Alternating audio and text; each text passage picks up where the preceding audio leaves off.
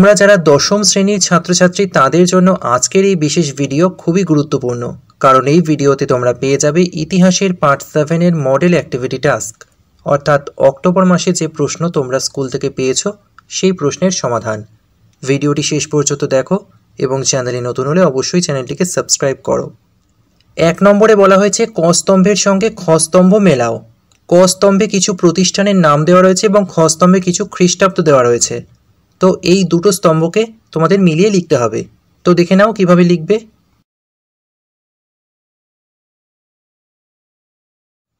এরপর 2 নম্বরে রয়েছে সঠিক তথ্য দিয়ে নিচের ছকটি পূরণ করো।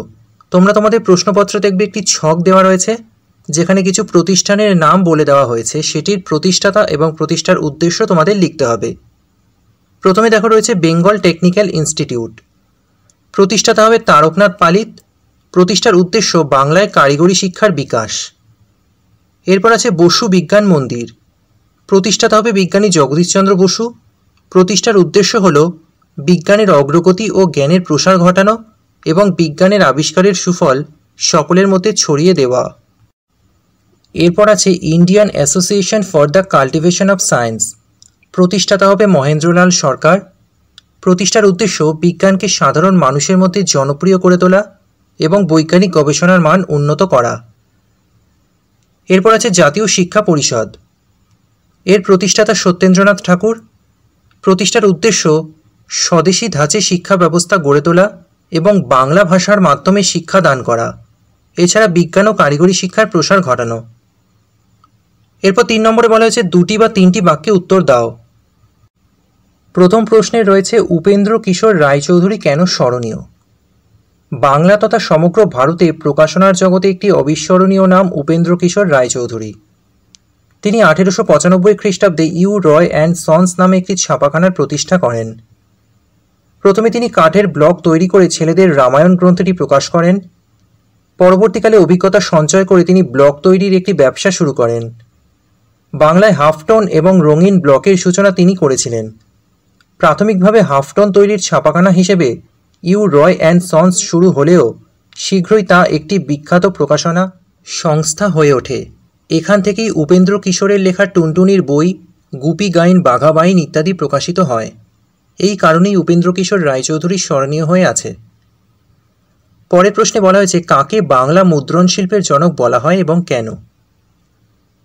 বাংলা মুদ্রণ শিল্পের জনক হিসেবে পরিচিত ছিলেন চার্লস উইলকিন্স, কারণ বাংলা তথা ভারতবর্ষে মুদ্রণ শিল্পের বিকাশে তার অবদান অনস্বীকার্য।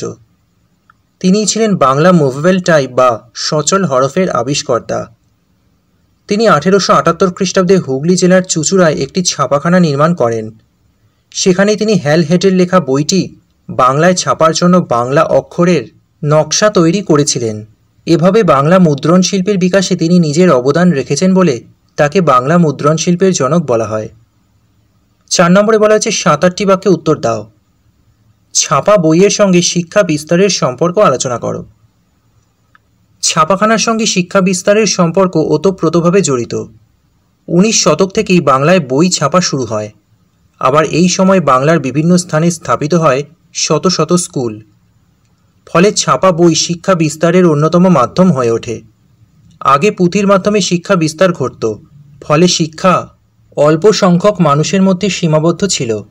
ছাপা বইয়ের মাধ্যমে আধুনিক শিক্ষার ব্যাপক বিস্তার সম্ভব হয়েছে। এরপর লিখবে ছাপা বইয়ের মাধ্যমে শিক্ষা বিস্তারের সুবিধাগুলি হল সহজলভ্যতা, ছাপা বই সহজে ও সস্তায় বাজার থেকে কেনা যায়, এর আগে পুঁথি সহজে পাওয়া যেত না।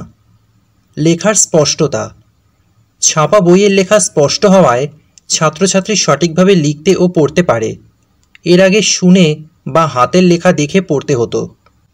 একই ধরনের শিক্ষা বিস্তার, একই ধরনের অনেক বই ছাপার সুবিধার জন্য সারা দেশে একই ধরনের শিক্ষার বিস্তার সম্ভব হয়, যা সমগ্র দেশে শিক্ষাক্ষেত্রে সমতা এনেছিল। তাহলে ইতিহাসের পার্ট 7 এর প্রশ্নের উত্তরগুলো এই ভিডিওতে আলোচনা করলাম। যদি ভিডিওটা ভালো লাগে অবশ্যই একটা লাইক করে দিও।